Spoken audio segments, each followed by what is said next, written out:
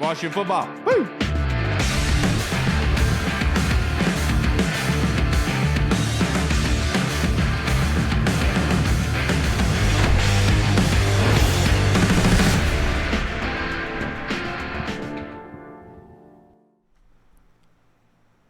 Hello, everybody, and welcome to the Burgundy Zone. I am your host, Kyle. I am joined by my illustrious, beautiful co-host, Mr. Michael Reed. Thank you for joining us. The Burgundy Zone is a part of the Frederick Podcast Network. You can find out more by going to www.listenfrederick.com. The Commanders, they had just lost the Miami Dolphins last night, 13-6. It was a fantastic game, honestly. Truly was. Coming down to the wire, Trace McSorley throws that high ball to Mitch Tinsley, who isn't able to come down with it, but they would have been able to at least tie the game, if not go for it for two there. But the title of this episode is Who Showed Out? So, Reed, that being said, in your eyes, who showed out last night?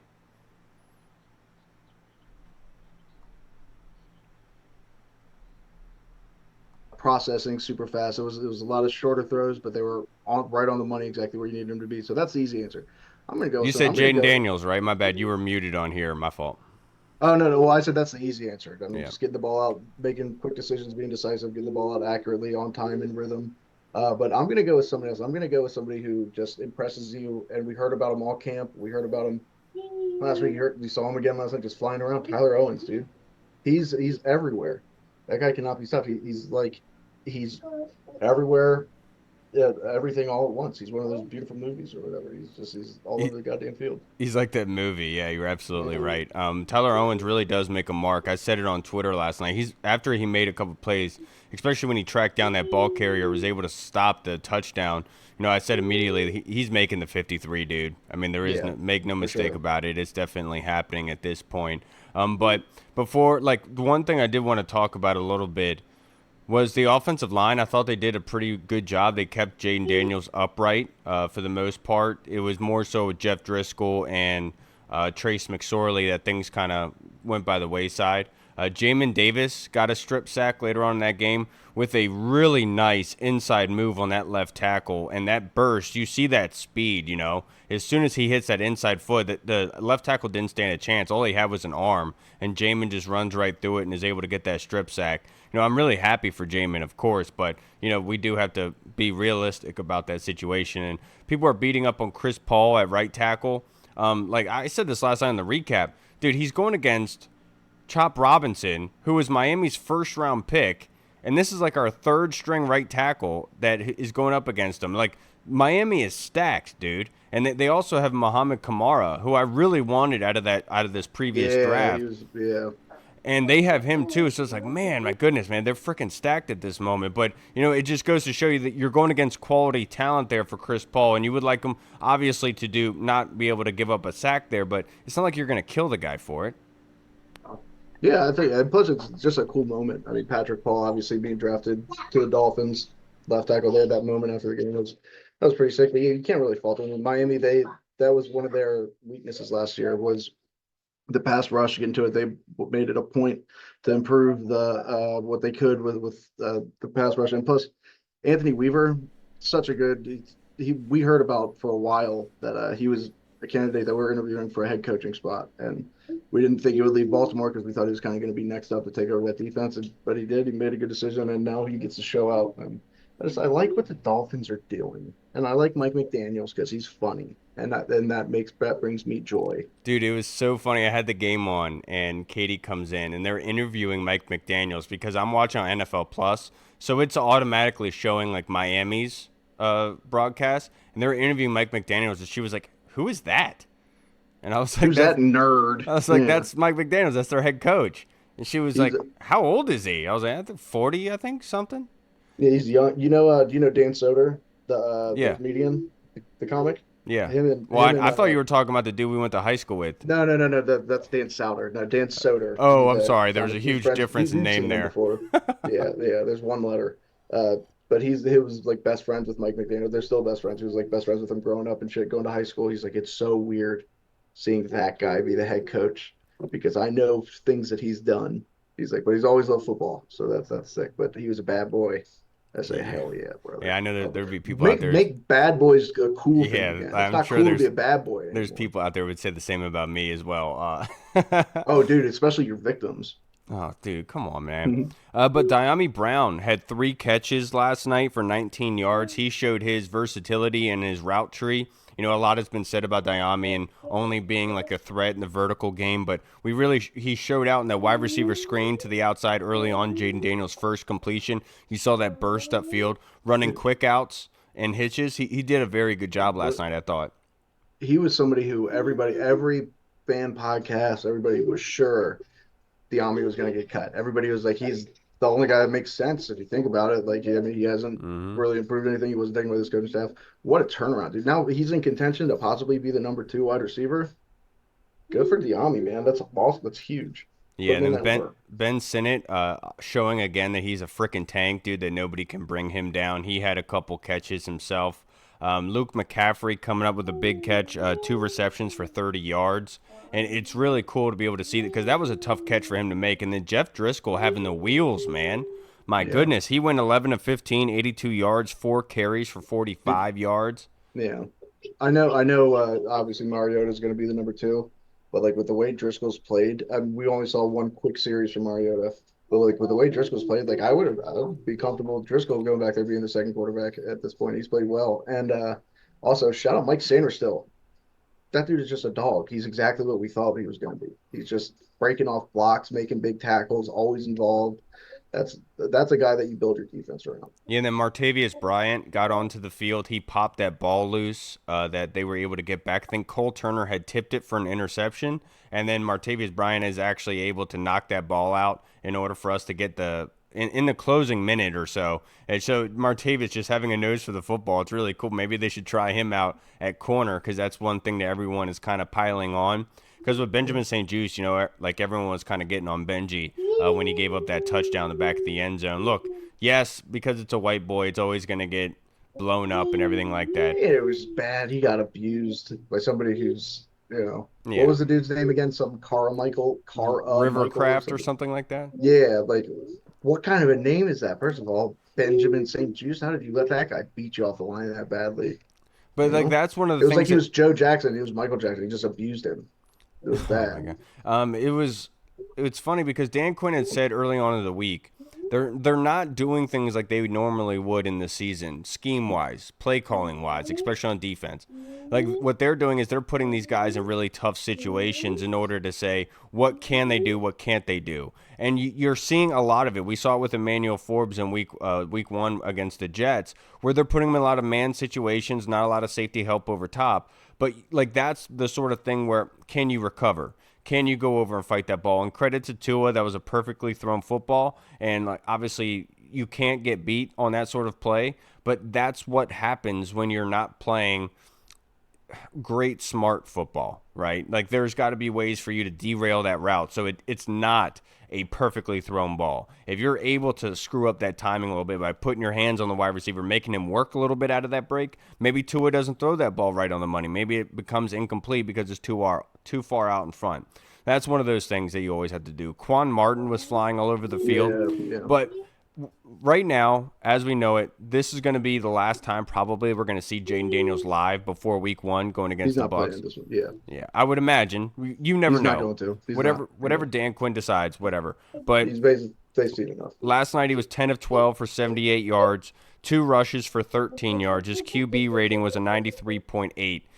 Like the funny thing about Jayden, dude, and I want to talk about this a little bit because, in your opinion, look, before I get up about how I view Jayden Daniels at this moment, but if you were to like say 0 out of 10, try to be subjective about it and say, you know, what would you give him for what you've seen in the live practices, but also the preseason games? Like, because look at it like what you were expecting and what could be possible heading into the preseason. Like 0 out of 10, what are you seeing with Jayden Daniels? 10 being the excitement element, 0 being I'm really let down. Uh, I mean, being objective. I mean, as What I a say, subjective, objective, yes. no, I don't know. I don't remember what you say. Cause sometimes you talk, I just don't listen. I Uh, know. it's it's tough to say because like I'm such a fan. Like we've been so starved for a franchise quarterback. I want to say 10, but I feel like it's almost not like gotta say a 9, but like he's done everything that you want to see. And like the most impressive part has been the way that veterans, like usually like a rookie comes in there, even if he understands the game, even if he sorry fucking douchebag who's gonna come and say, "Oh, your kid's in the background," and suck my nuts. It's like if usually a rookie quarterback comes in there and it's still like Caleb Williams seemed to kind of rub his veteran receivers the wrong way. Obviously, since he's been to camp, it's not a big deal. But like you heard about like I think it was Keenan Allen said something about like when he comes in there like we're this is at USC or something like this is big. Like you don't everybody's just talking about they're like dude Jayden Daniels looks like he's been here for years. Like this dude's just a pro. He just takes it serious. Like he fits in instantly and like I think that's been the big most surprising thing because other than that he's kind of exactly what you thought. I mean, where it's like he's a processor, he's quick, he gets rid of the ball, he knows what he's doing, he understands the game, he gets along with his teammates. But yeah, I've just been so impressed with the way he kind of handles himself and the way the moment doesn't seem too big for him yet. Yeah, like that's the funny thing is like because we've heard people say from practice that he's never flustered. You know, it's very even keel. Everything is like it's not like he is at all. You see him wide eyed, deer in headlights, right? And you see that on the field. Like that one throw to Terry McLaurin that I put on Twitter. That ball placement is perfect. It's on the outside shoulder to Terry, so Terry can just turn around and go upfield on the sideline. Cornerback doesn't have a chance to stop him. The one question I would have for Dan Quinn is like in this preseason, we haven't seen Jayden Daniels flustered. We haven't seen him have to think a little bit, have to come up with something on his own, right? With that one Caleb Williams throw that everyone was drooling over yesterday, where he's running out of the pocket, he evades the rushers, the blitzers, able to get outside, Crazy throws. flings Yeah. that ball off his front foot, and obviously that's a fantastic throw, and it's great to see. And, you know, that's one of the reasons I really liked Caleb because I Yeah. said like you can say that doesn't translate, but it's going to. You're going to see pressure in the Right. NFL, and what can you do with it? But like with Jayden, you haven't really seen him be able That or was in his have to game do even in that. college, Right, you really. haven't Right. seen him be flustered in that sort of sense where he has to improvise. And so Right. my question to Dan Quinn would be, have you been able to see those situations and how has he done in those? Because thus far, dude, I'll give it a 7 or an 8 just because of maybe not the touchdown total is not what I was totally expecting with him. If it was a 10, I would be saying he's walking away with 4 touchdowns, lighting it up all over the field, and obviously I want to give some space for that. But like with him, the ball is out quick. He always knows where he's going, and he hasn't thrown a pick. He hasn't turned over the football. And You haven't and seen, that's exactly what he did in college too. yeah, He didn't throw interceptions. and it's crazy because like you want to be like pick at him and say like this is wrong, and like that's my sort of thing that I walked in here thinking that into this preseason thinking like, are we going to be able to see him in that sort of realm where it's like it's maybe too big, and it's not. Like Right. he is walking in even keel. He's getting the ball out of his hands. They converted 2 or 3 third downs in that first drive, and obviously because the holding penalty on Wiley after Eckler picks up that first down on the ground, they send a blitz and he has to get the ball out of his hands, and obviously he throws it over the head of Terry. But it's another one of those situations where he's not getting hit. He knows a hot is coming. He knows the blitz is coming on his right side and just gets that ball out so it's not a throwaway penalty. But it's like that sort of thing is so freaking impressive to me. And then the other thing that I think is not talked about enough is how they're calling plays from the sidelines and he's telling everyone what to do, right? He's doing the call to the whole line, everyone's standing getting ready, and he's out there telling it.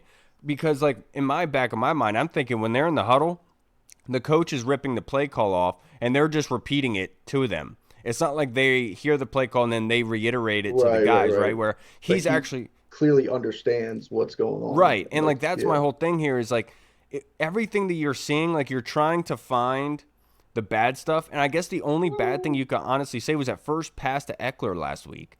Like Yeah, that's right. It it. was And just a like little high, but you count that to nerves. right. And so First look, flat throw. I don't know what's going to go on with Tampa Bay, but I do think that honestly, I'm very impressed. I think they Yeah. made the right decision here. And It's I'm happy that Jayden Daniels is our quarterback because he's yeah. answering everything correctly. Even about the slide down with Dan Quinn, you know, Dan Quinn telling him to get down, a kind of an inside joke with them. And like that's the first thing I was thinking of when he was running. I was like, dude, please get down. Right. I don't want to see this right now. I really don't. We've gotten so far. We're so close, you know. But it's funny because he has that wit about him. But like I'm trying to find the weaknesses, and they're just like not there, man. Yeah, and it's also kind of weird where like the top three quarterbacks that were taken this year, of all so far, I mean, it's still early. They haven't even played a regular season game yet, but kind of are showing that they are the exact same players that they were in college. Like, you know what I'm saying? Yeah. That doesn't really happen that much. Where it's like they're letting Caleb go out there and be Caleb, run around, do these scramble drills, backyard football style. Jayden Daniels just comes in, he's efficient. We didn't think that would necessarily happen right away with Jayden because, like at LSU, they had so much more talent than some of these other teams they were playing. But Jayden goes in there. He does exactly what he did at LSU. He's just efficient. He knows what he's doing. He knows what he's doing with the ball. Drake May comes out. Drake May makes some unreal plays. He's also down a little bit. It's like it's up and down, but you see the flashes. So it's kind of weird to see these quarterbacks kind of doing that. And they are who we thought they were. Which, if that's the case, if that's how they end up being, I'll take the fucking Heisman winner. You know what I'm Yeah, saying? and the one thing I do want to say, because last week I highlighted that with a rookie quarterback, you want the run heavy offense, right? Well, Jayden Daniels in 2 drives threw 12 times. Brian Robinson only carried the ball 3 times for 22 And that's a yards, averaging preseason too. That's 7.3 on the ground. yeah, I think the right. offensive line deserves a lot of credit. Obviously, John Bates blocked his butt off, and I would love to absolutely see that. So I think that what they did is they flip flop from last week, right, where we're going to heavy approach, and we still did not see those kind of plays. You know what I mean? Like we Mm-hmm. saw the determination. We knew that he was going there very quickly, getting the ball out of his hands, and they were able to move the ball downfield. This is the second straight week where it's not like they're getting caught in the mud. They're driving down the field each time, and we're seeing that zone read work and obviously the run game work as well. So I think Yeah. I'm really impressed with Jayden in particular. I'll put it at a 7. But after now we've seen the first string offensive line, we still haven't seen Brandon Coleman. But just based off these 2 preseason games, I know it's kind of hard because the Jets sat everybody week Yeah. one. Last night we kind of got to saw a little bit of their starters. But what is your concern level now with the offensive line prior to what it was going into camp? Um, So it's probably honestly, it's I probably feel a little bit better than I did going into camp because just knowing that Brandon Coleman has been as good as he was makes me feel a lot better about left tackle. Center, I know we're solid at center. Right guard, I feel really good about Cosby. Allegretti at left guard, he could be solid, he could be all right, but I think people put a lot of expectations on him, whereas he wasn't a starter in Kansas City regularly. I mean, he comes from a winning program. Obviously, like the Chiefs were really good. He played hard when it mattered. He played fantastic, but he wasn't starting. Like that wasn't his role. But then right tackle Andrew Wiley, that's a little bit concerning now. That now it's like our weaknesses, and that's probably a pretty good thing. It's like all right, we got to focus on offensive line, and we got to focus on cornerback. Because like in past years, it was like, well, our wide receivers are set. We don't have to worry about wide receiver. We're so deep at receiver, and all of a sudden it's like, no, we're actually not at all. We need to focus on wide receiver this offseason. So it's interesting and it's good. It's kind of exactly what we thought. So I like the way that they built the roster. But yeah, the offensive line's pretty. I mean, you just don't want to see Jayden get hurt. No, and honestly, I feel a lot better about the offensive line than I did going Left into tackle's training camp. huge. Yeah, Yeah. like I thought that it would be like that Caleb Williams type thing where Jayden has to improvise on his own, get outside the pocket, make something happen. But I think with the offense that they're running, they're doing a very good job of using the running game to kind of offset things because rushers are not able to get upfield like they were last year, like a heat-seeking missile, knowing what's coming. Like they are guessing. Jayden Daniels having that zone read, having the read option, being able to go with the running back almost every run play and snap. It's messing with the defenders, and you're seeing it in real time. So I think that element really offers a positive for the offensive line in that they have the upper hand against their defenders. And I think that we're kind of seeing that where they're getting the ball out of his hands quickly. And not only are they just doing it to do it, it's not like they're putting it in harm's way. They're doing it in a smart way, and they have great route runners to do it. Terry McLaurin on that hitch was beautiful. Diami Brown getting into the mix, really improving his stock with the fan base. And that brings me up my next question for you. That wide receiver 2 thing, everyone is, because after what B. Mitch had said, Dan Quinn comes out and says there's competition at wide receiver 2. So the question is, Reed, what to do at wide receiver 2? Like, not even though that doesn't really exist, because Dan Quinn last night after the game said, like, I don't believe in wide receiver 1, 2, 3. Like, I just want to put these guys in position of what they are good at, right? But for you, what is that? What are you doing at wide receiver 2? I mean, well, I do like what they've been doing, where they've been playing Jahan kind of all over the place, putting him inside, and he's right about that. It's more XYZ than it is wide receiver one, wide receiver two, slot guy. Like it's two guys on the outside, one guy on the inside. Just kind of uh, take advantage of matchups, do whatever you got to do. But I like the idea. Diami's got the perfect like frame, something that you want in a wide receiver. So if Diami goes out there and he's played better on the outside and Jaden's more comfortable with him, go roll with Diami. Go ahead. You can Jahan's we know what Jahan is. Jahan isn't a blocker. Jahan is a good route runner. I don't know what's been going on with him. Obviously, I'm not there, but he's still going to get his targets when he's lined up inside. Jahan's going to see the field. He's going to be on the field a lot. That versatility where he can play inside or outside is probably going to end up benefiting him throughout the season. But yeah, dude, if Diami's really improving like that and really has taken those steps that they think he's capable of starting, and he's shown that, fucking yeah, go for it. Or put him opposite Terry, and then let's figure out all the other stuff out as we go. Because I love his game. It just didn't click mentally until this year. Yeah, and with Jahan, I said this on Twitter earlier this week. I think that Dan Quinn is very smart in the way that he does things, and I think that they like with Jahan. Have you ever seen Jahan like with Terry? Even going back to his first, second, third year, that Trayvon Diggs game where he just bullies Trayvon Diggs. The Green Bay Packer game when he's going up against Alexander, gets that touchdown. The way that he looks at Alexander talking crap to him.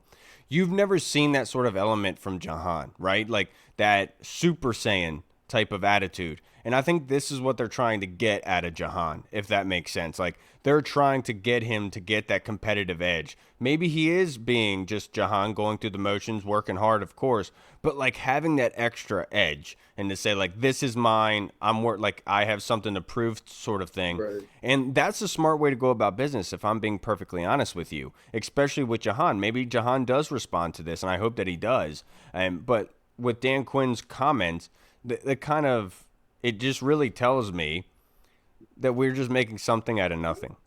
And Yeah, and the fact is that Jahan is a very talented wide receiver and he's going to blossom in this scheme, and I think that they are hiding him a bit because they're yeah. like literally they are not throwing him the ball.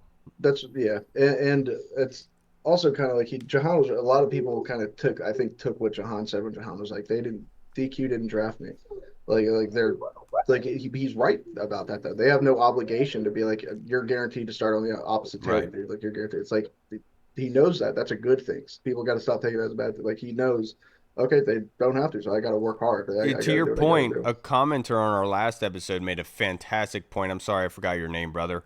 But he said like they drafted Jayden Daniels number 2 overall and they made him earn it in a competition with Mariota. Like Right. they still haven't even nominated him as a Yeah. starter, right? Like literally they're doing it to everybody. You can't be that mad at it, and that's my whole point is that's the way you get the most out of somebody is Yeah. making Yeah. sure that they have to work for something. And I honestly, I'm all for it. And the commenter made a great point about that. And you're absolutely right. The competition is all over the board. So it's not Yeah. like Jahan could sit here and say, "Oh, it's just me. It's just me." No, dude, it's freaking everybody, man. Right. And Right. honestly, at this point, I still don't think it was about Jahan in I, particular. Yeah, yeah. I don't think it was necessarily either. I think it's more just a general statement about every. Then you're right. That's the truth. I mean, obviously, Terry McLaurin, Durant, or Jonathan Allen, Durant Payne, like those guys are just better than 90% of their positions. So they're, of course, they've got their spots. But really, other than that, Cam's not here anymore. We don't like everybody else is just kind of fighting for playing time. That's Right. the way it should be. You're absolutely right. Now, the last question I have regarding last night and just training camp, preseason altogether, Hall should be joining us here. Oh, here he is now. Your biggest surprise so far in preseason slash camp? I was gonna go with Tyler Owens, but I talked about him earlier. I'm gonna go with Jeff Driscoll, dude. Jeff Driscoll, just the last 2 weeks, he's just impressed you so much. Like he's played very well. He seems to really get it. I didn't know Jeff Driscoll had wheels on him. I didn't know he was gonna be scrambling like that. You never saw that at Florida. What the heck is going on? So you got to feel pretty like I feel pretty good about Jeff Driscoll right now. I like he's been my biggest surprise. I think just to me personally. Hey, Hall, change up your mic. I can hear everything. Yeah, no, I haven't set it up yet. All right, just mute yourself until you do because it's loud as heck. I like it. I think you should Biggest keep it like that. surprise from camp this season and through preseason. Obviously, I would have gone with Tyler Owens, and credit to David Harrison for being the guy on Tyler Owens. Like that, obviously that was a great pull. I'd be willing to say Chris Paul. I think also Braden Daniels deserves some credit in that regard as well. But I think by far it's Diami Brown. And Yeah. Diami has really proven a point here and worked his rear end off, and I hope he continues to do so because I will be saying, I've been telling him on Twitter, keep working hard, man. Like, if you're catching 500 balls a day, keep doing that because it's working. And you saw it in the game last night with the balls that he catches. It's not like I It's love not to like the way you catch balls. what I use this He's not using his mouth. He's not. Oh. I kind of use this comparison with like my line of work when somebody has a drill. Like if you have an apprentice that's trying to drill something, and when they're trying to drill something, it's like the drill is dictating what they're doing. Whereas if you have somebody who's been in the workspace for many years, they're dictating the drill. They have the drill. They're drilling something. It's like, yeah, they know that twitch is coming when it catches on something. So that's what my whole thing is with Diami with catching these footballs is it's obvious you see the work when he's catching them. It's not like the ball is forcing his hand. Like he is expecting that ball. He's dictating what's going on. And that's just that kind of repetition, gaining on his craft in that control of it. And I think that's what I'm seeing with Diami. And it's no more of it being like a nerves thing. I think it's much more so of it being a comfort level thing with Diami. And so I'll say Diami by far has been the biggest surprise of camp and preseason. What about you, Hall? Good to see you, man. Yo. Yeah, I would say Diami, but again, I'm not trying to like hate on Diami. He's definitely improved, and he's definitely you could see the strides he's taking. I just gotta see it come September and on because I feel like we go through this whole thing like every single season. But I will say, to his credit, he definitely, like I said, he definitely looks more improved than he ever has throughout the whole 3 years he's been here. So hopefully he keeps grinding and getting better. But I'd probably say John Bates just because I feel like since he's gotten here, he was labeled as just a blocking tight end. And you're seeing now that he's kind of not saying he's going to be Zach Ertz in his prime or Travis Kelce out there, obviously, but he said you see that he has a little bit of the run after the catch to him. He's not just a guy that's going to be able to catch it, turn around, and pretty much just fall to the ground. He's definitely a guy that can get out in space, break a couple tackles, maybe get you a couple extra yards after contact in the passing game. So I would say John Bates, just because I feel like for the couple years he's been here and since he's been here, he was always just been labeled as a blocking tight end, and he was never really used in the passing game like that. And it seems like they're trying to get him a little bit more involved this year. Fantastic job. Now, the kicker situation, man, my goodness. I mean, like we talked about this for a while, like with a rookie quarterback, you're going to need those shoe-in points. And I think, like, no disrespect to Riley Patterson, but, like, missing left, then missing right, and obviously he made his next two. But, my goodness, man, like, we have a glance. That's still the biggest concern. He was heading into doing the season. Cupid shuffle with his kicks. He was to the left now, y'all. To the right. Yeah. One hop. Take it back now, y'all. I think it's a foregone conclusion, right? Like, there has to be a move made, Hall. Yeah, for sure. I mean, I think we talked about it last time on the pod that I think whenever someone asked about the kicker, I said that he's not on the roster yet. I think even though I think his name was Ahmed, had a better preseason, it seemed like a better camp. I think that they're trying to go with the veteran guy, a guy that's been there, done that before. So they kept Patterson, and he's in a contest with another guy that hasn't been cut by another team yet, which at this point, obviously, I think the guy that gets cut probably has the upper leg on him, no pun intended, just because you've seen what Patterson's done. He's been so inconsistent. And I know a lot of people on Twitter have been talking about the kicker for the Tennessee Titans, I believe. He's been in the league for a while now, and he's behind. He's a Nordic bro, I'm pretty sure. Yeah, he's behind Nick Folks. So obviously Nick Folks is an established kicker in this league for a lot of years now. So maybe he's a guy that gets cut, and we can be able to pick him up. I think we have number 2 in the waiver wire, so should be interesting to see how that shakes out. But I would definitely say that, like I said last time, the kicker is not on the team as we speak. Yeah, I was telling my buddy Nick Rowley last night, like, dude, Nick Rowley, I'm not lying, like, he's a soccer player, and I've played soccer. Nick's the man. I haven't seen him in so long. Dude, Nick's so tight. Have you ever seen him kick a soccer ball? He's really good, isn't he? Dude, it's insane how hard he kicks a soccer ball. Like, and he could easily hit a 50, 60-yarder. He's kind of a bigger boy, but we told him, like, dude, you should definitely come up and try out. Like, at this point, I think that goofy mofo could definitely come in and do some work.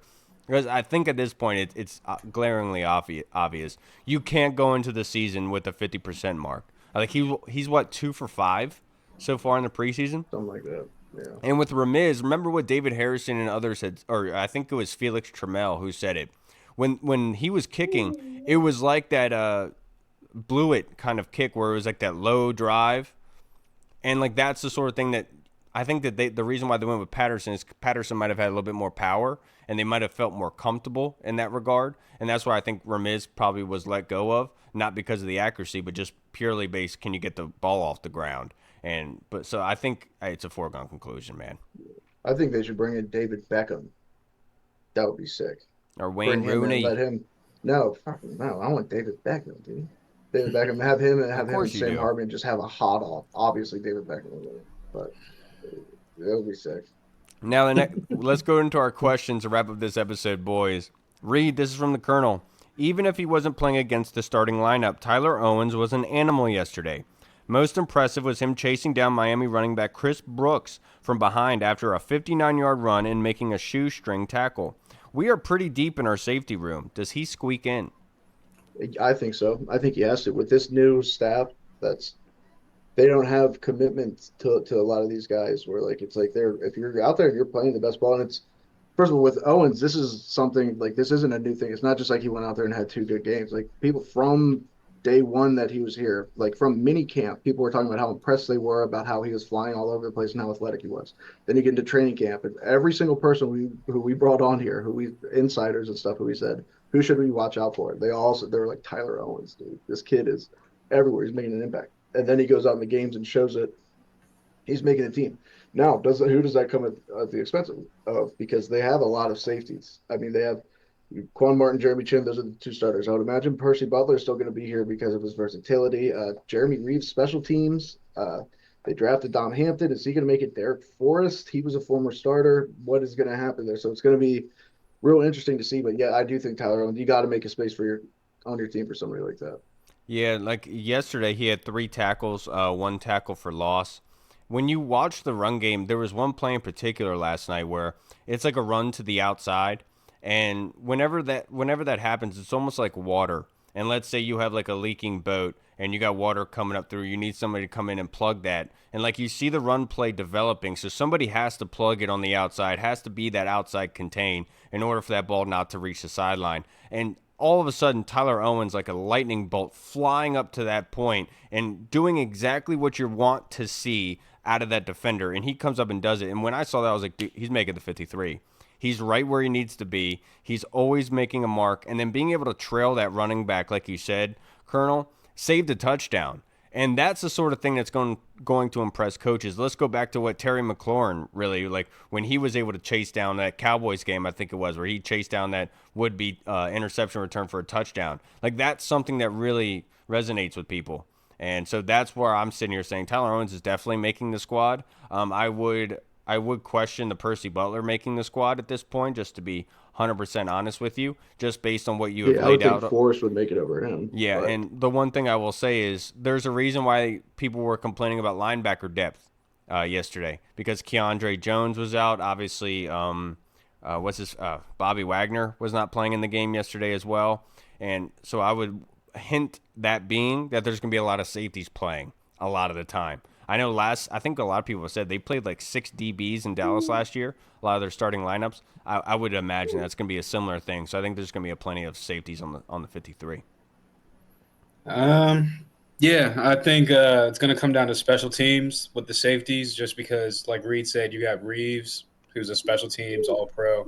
You would assume he's going to make the team. He dislocated his shoulder last night. Did you see him trying to pop it back into place? Oh, really? I didn't even watch the game because he was like the perfect example. He was like the perfect example of Joe Witt being like, "We're going to arrive violent." Every single time, Jeremy Reeves was flying around. So that's exactly. See, Lockhart that hit when he got up and he was kind of like, he was.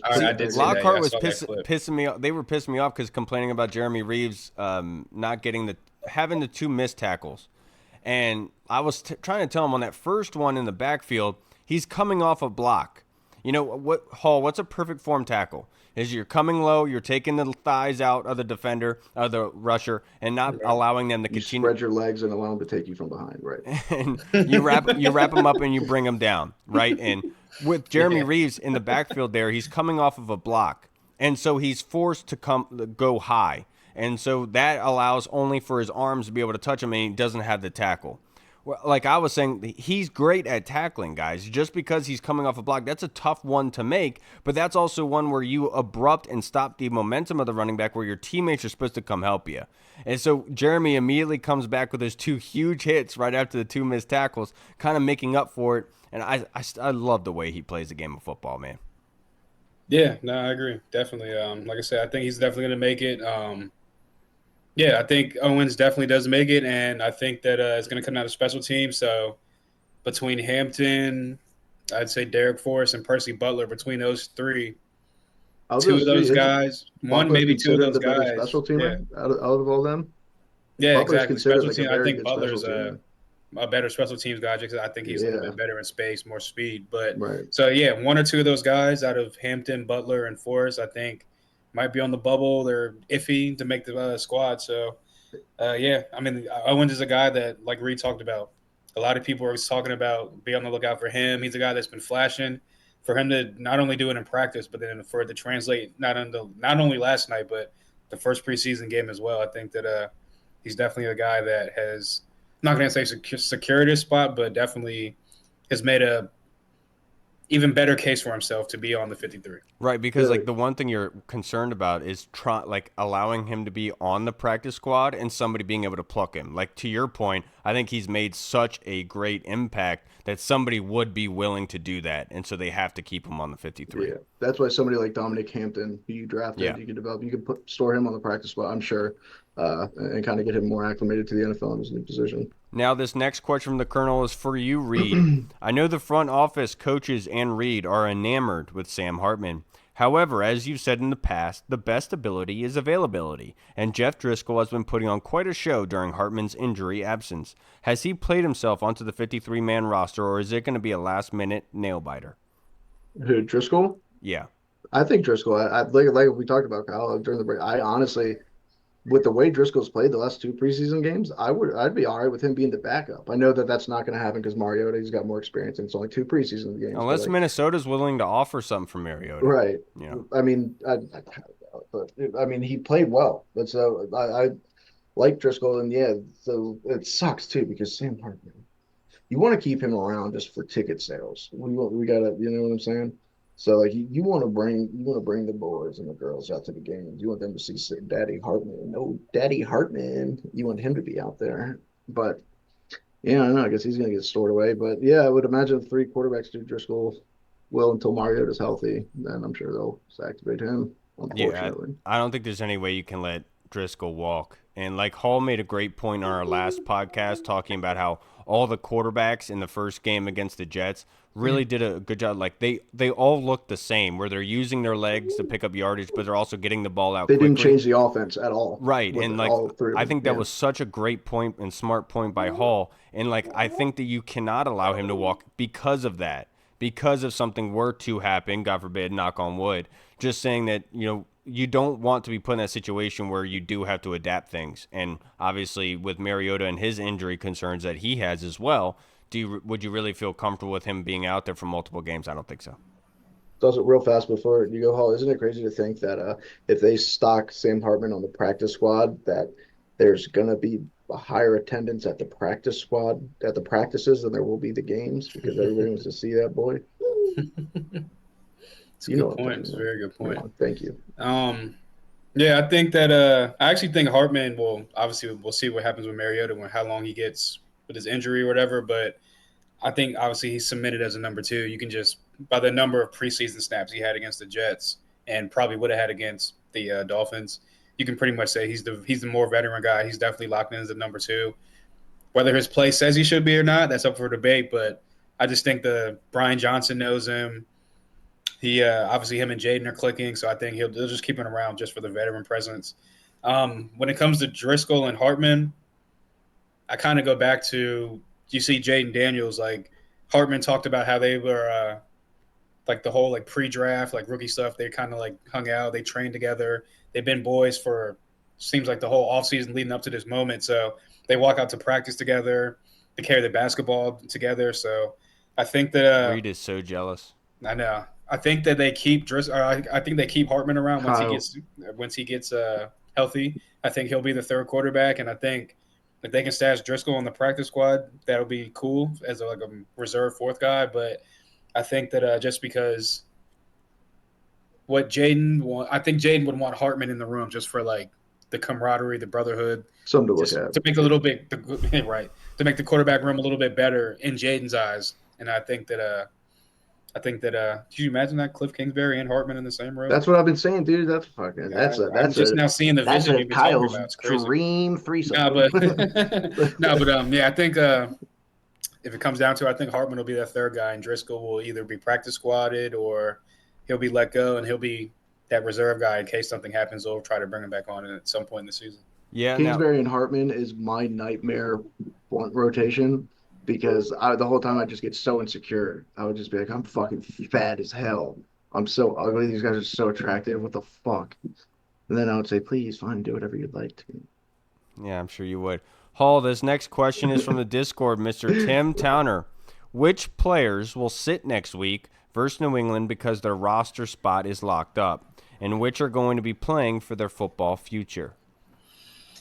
So obviously, probably the Bobby Wagners, the Deron Paynes, the John Allens of the world. Those guys are Obviously, they haven't played yet. Probably going to sit. Yeah. Playing for their I'm not gonna say NFL career, but it's playing for their Commander career.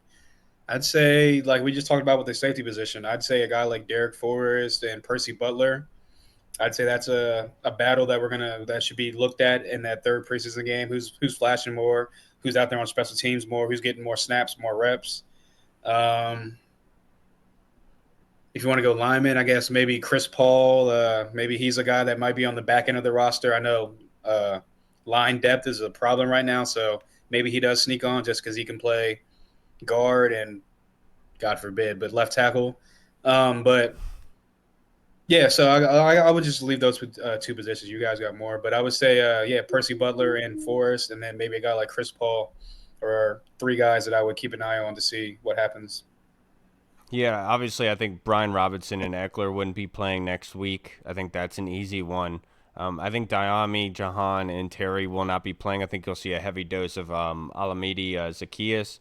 You'll be seeing a lot of Luke McCaffrey actually getting the start out there, being able to see what those guys can really provide for you, not in the sense that they have to prove it or fighting for their commander career, like Hall had said.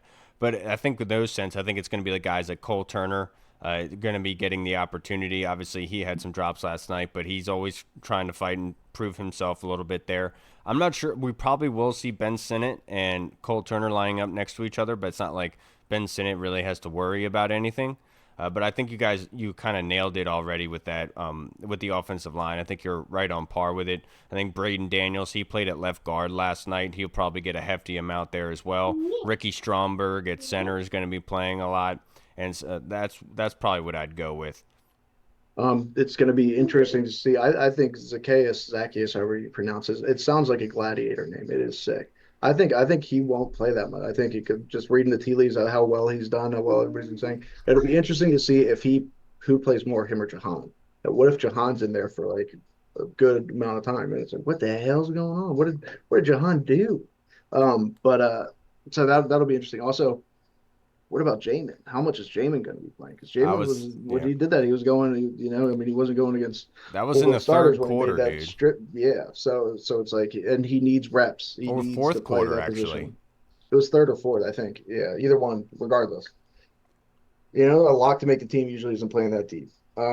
So it's going to be interesting. Now, do I think Jamin makes it? I do ultimately think that he does, just because he's on the final year. He's got so much ability, so much athleticism, and if you can just get him on the right path. But it will be interesting to see how much he plays. I do think it's interesting that we haven't seen Dante Fowler at all. Like that's one of those names that you probably would have liked to see a little bit more of, but the fact being that we haven't seen him at all. Like, what is that saying about him going into this season? Like, what they think of him or how he's done. Well, not even just that, he's literally followed Dan Quinn everywhere. So, Yep. Yeah. I mean, you would think that Dan Dan Quinn's would Quinn already know knows. what you're Yeah. already bringing to the table. Like, you're good. You can sit it out if you want to. So, It's funny if he got fat though. It's funny if he Yeah, like but you shows know up. what I He's like, mean though. Like "Whoa." if you like, yeah, it's one thing to know what a guy can do and what he can't, but like if a guy needs work, you need work. You can know what he has to do, but if you don't need him to do any of that live action work, that kind of is saying a lot, though. Just in Yeah. my No, point. definitely. Now, the next question from Tim Towner Hall. I think it is clear that AP knows this is not a 1 year rebuild. That said, it would make sense when cutting down to the final 53 to keep players with growth potential and not hold on to players who have already reached their ceiling. That said, who is a vet we have that is playing well but should probably be released to give other players a chance to grow? He says, I'll start Jamison Crowder. Wow. Jamison Crowder.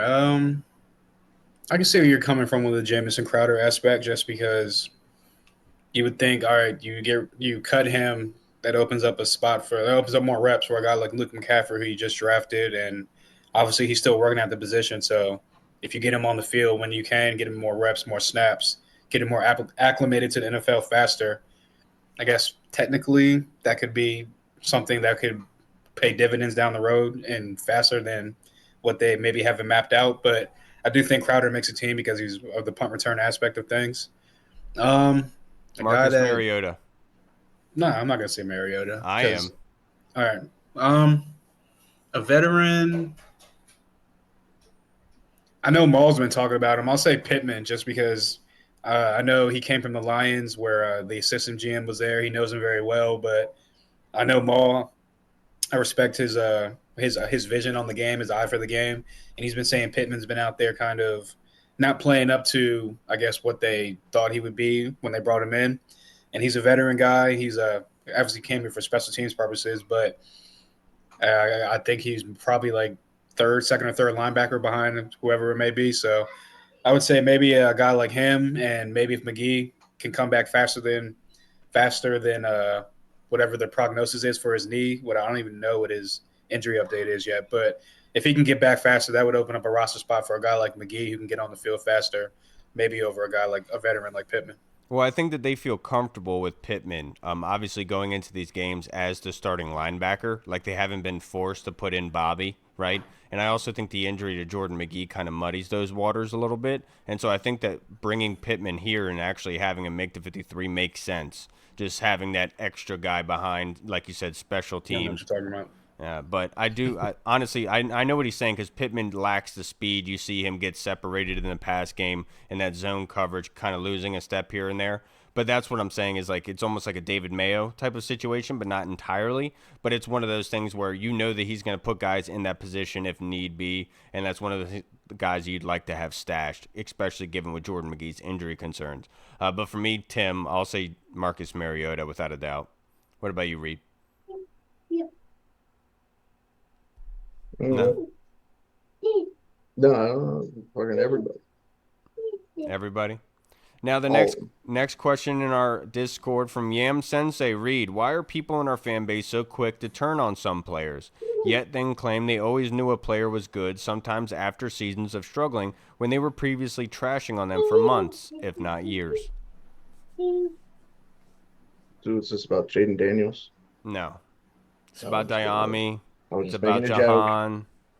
Yeah, dude, I don't know. It's definitely it's one of those traits, Ian, where you just sit there and say boys. But I do think it's probably all fan bases, to be honest, not just us. But we just notice it more because we're constantly, with our fan base and stuff. But no, I feel you, man. It's like me, I've always been a Jayden Daniels guy myself. I was never on the Drake May train, not even once. I was never a big Drake May guy. So I've always been, I knew he had it the whole time. I was looking at him, I said, how can you guys even compare these two? How can you guys even compare Jayden Daniels and Drake May? Drake May's terrible. He sucks. He's Comrade Kamala. And I was just like, fucking, but no, but I don't know. It's weird. It's just, I don't know. I don't got an answer. I'm not a psychologist, but what I am is a pretty good friend. And Kyle, you got this one. Thanks, buddy. To put it simple, Yam, it's a self-fulfilling prophecy. That's all it is. is they want to be right about crapping on players, and then people also want to be right about this guy flashing and doing well, right? And it's a self-fulfilling prophecy. It's all about attention. Whoever can garner the most clicks and get you the most in return, who's the hot ticket item to talk about. And you just notice it with each one of these scenarios that pops up where, people start crapping on Jahan again, and they start bringing up the Chris Olave thing. And it's funny because when you do go back and look at it, when in week 3, Jahan could have 3 touchdowns by then, and people would say, oh, never mind, John's killing it right now. And like, we all know what they were saying.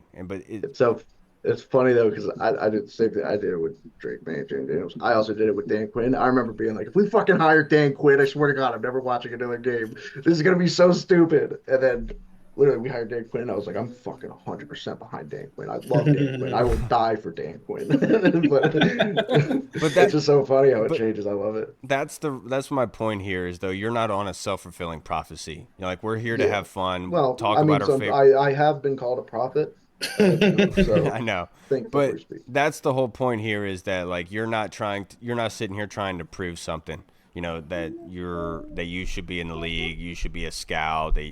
We're just here having fun, and look, we don't know everything, and that's like I said last week. I'd like just put myself in the player's shoes and say, what would I want in return? Like, what would I want? Mercy? Would I want grace? And that's ultimately what it comes down to. And all we can do is hope for the best. What about you all? Would you like Jinxie Cat Falco?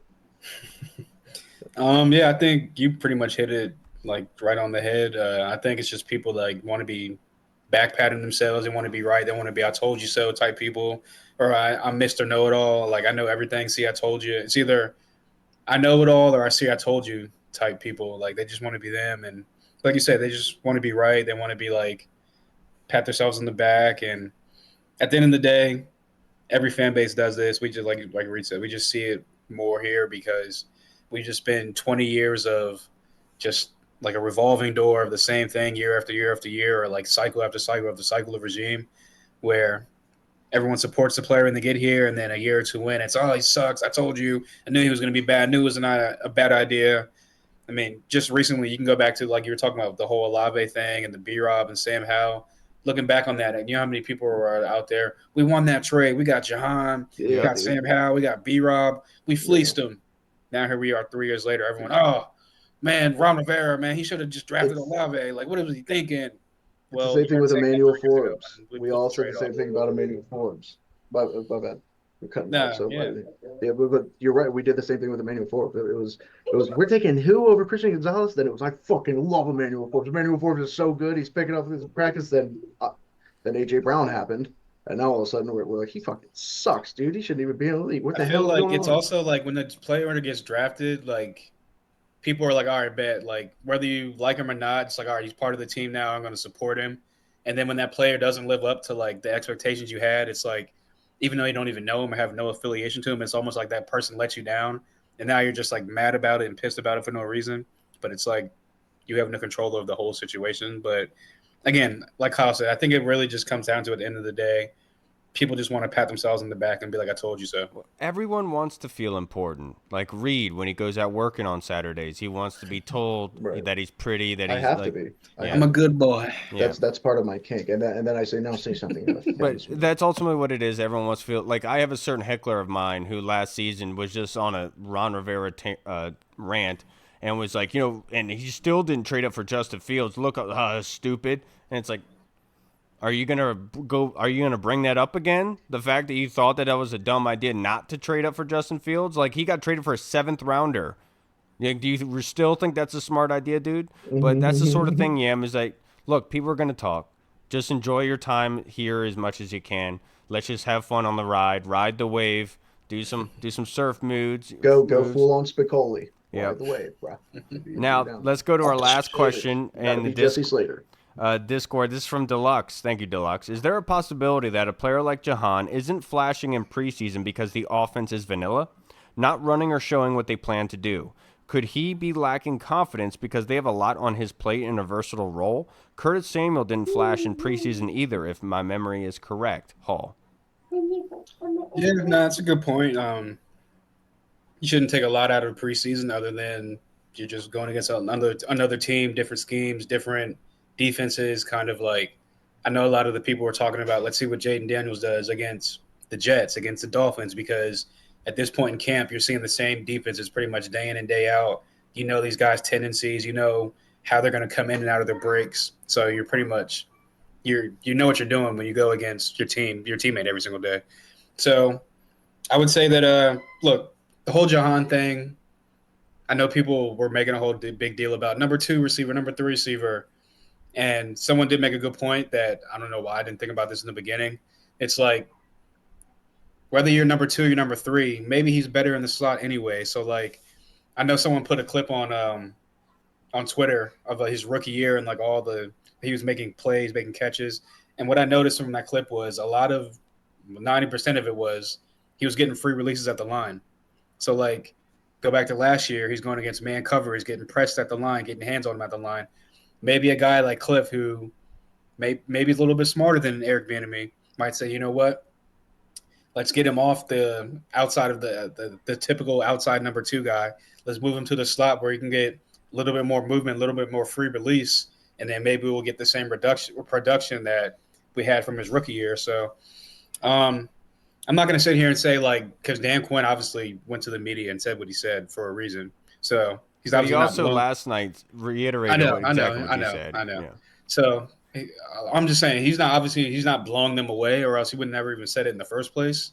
But at the same time, and even John himself said it's up to him to prove himself because they didn't draft him. So I think they all see eye to eye. They know what it is, and I think that hopefully once the season gets here and Jahan locks in and him and Jayden Daniels have that connection, maybe he shows out. Maybe they move him around in the slot. Maybe he's more of like a gadget type guy where maybe he's like Curtis Samuel last year, and we saw the year Curtis Samuel had. So yeah, that's a good point by you. Maybe he's like on a Curtis Samuel's trajectory where not really flashing in preseason, but get to the real game, scheming up stuff, game planning. Now all of a sudden, Jahan is what he was his rookie year again. Yeah, and I think Deluxe hit the nail right on the head. You know, I've said for a while that joint practices I put more stock in. That's where the first stringers are playing. They're actually working on things because the rest of the NFL doesn't see it. I think it's obvious everyone knows that they run vanilla stuff in preseason, especially on games, because they don't want everyone to see what they're doing. But I think that they're doing it with purpose in the sense of, we talked about with Diami Brown where he's known as 9-route vertical. And they're saying, okay, let's see how he does with quick hitches, how he does with quick outs, how he does on screens. Let's see how he responds to that. I think the fact that they're not going to Jahan a lot says a lot. And I think the one glaring thing here is Jamison Crowder. Jamison Crowder hasn't returned one punt. And that was the punt returner last season. Like, we specifically brought him in. And then when he comes in last night, he's like 3 catches for 30 yards, automatically showing you what he can do for you in a production sense.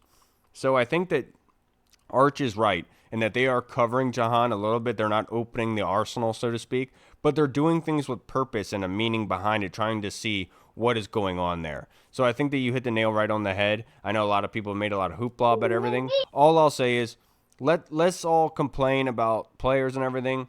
Let's take a step back and just have fun and remember the old days where we were dealing with stadium issues, owner issues, sexual assault allegations, the injury, department getting raided by the FBI. We don't have to deal with that. We're talking about players and stuff. So look, as much as we find it annoying that people are like arguing about wide receivers not being good enough, that's a fresh breath of air, man. Yeah, I mean, no, I don't think that they're necessarily like hiding him like on purpose because I just think just one of those things where you only get so many reps during these games. It just doesn't come to it, but it'll come, Jahan. I mean, dude, literally 2 years ago, remember Jahan's rookie year during training? Everybody was like, dude, he's might be better than Terry. Like the way this guy plays football, like the way he runs routes, he's insane. Like he's close to that level at least already. That doesn't just go away. I don't think. I think that Jahan still is very good, and he can still prove that. He just needs more targets, more reps, and that'll come throughout the season. I think you'll see it, but I don't think that they're necessarily hiding him. I don't think that we've got that you've seen that happened with Terry. That did happen with Terry, right? Yeah. They didn't play Terry in the preseason, and they didn't want to see. So I don't think that's necessarily happening. But I do think Jahan's going to be fine. I think it's just off season we need something to bitch about. So I was watching Speak for Yourself the other day, and like they had James Jones and like TJ Houshmandzadeh on there. Obviously, 2 wide receivers, played at high levels in the NFL, played for many years. And I forget what they were talking about, but pretty much I got on the subject. They just like got to like story time basically. But basically they were talking about how like as a receiver, you obviously Jahan came into the draft. It was like he's known for his hands. Like he never dropped a pass. He's making crazy catches. His rookie year, he's catching everything.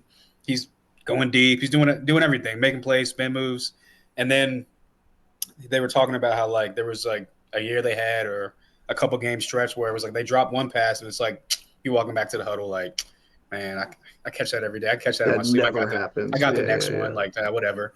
Then the next thing you drop the second one, you like, okay, I'm like, that's kind of wild. Like whatever, it's cool, whatever. I'll get the next one. And they said that third one, whenever that ball's in the air and it's coming at you, in your mind you're like, catch it, catch it, catch it, catch it. You're like pretty much like you gave yourself the yips.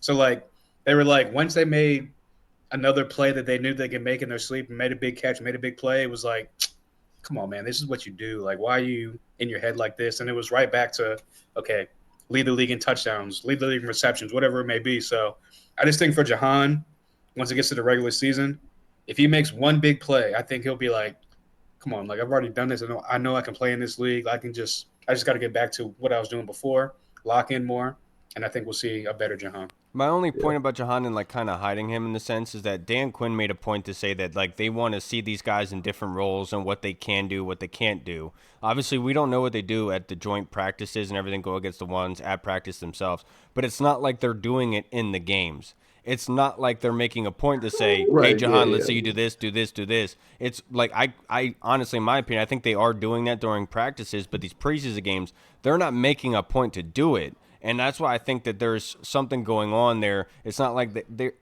not putting a huge emphasis on it. And that's why I kind of can understand it. All accounts last year was Jahan Dotson was balling in camp. Him and Sam Howell had his connection, and he was going crazy, da-da-da-da-da. Then we get to the season, and obviously we saw that go. So maybe this year they're like, oh, he's having a down camp. He's not really flashing like he should be. Maybe we get to the season, and it's like, all right, lock it. Yep. Jahan wouldn't have happened to have gotten into a relationship in the last year, would he? Because bitches bring you down, dog. That's what they say. So Jahan, cut the ties, cut losses. All right, everybody, that's going to wrap us up for this episode. We'll see you guys again on Wednesday for another fiery episode of the Burgundy Zone. Thank you, guys. I'm Kyle. I'm Hall. I'm Debbie Downer. I'm gay. Yeah. That's a great one. And if you've made it this far, you're a freaking champion. We appreciate you guys. We love you guys. Thank you for all your questions and support of this show. We'll see you guys again on Wednesday. Washington football. Woo! What's up, everyone? This is Kyle from the Burgundy Zone. We are releasing our own merch to support the show. If you want to rock the Burgundy Zone logo or you want to see Reed's face on your shirt, we got it. We're starting with t-shirts, hoodies, and zip-up. So if you're a fan of the show, make sure you snag one before they are gone. Check out the link in our bio on Instagram, or you can find the link in the description of the video. Thanks again for all your support. Until next time.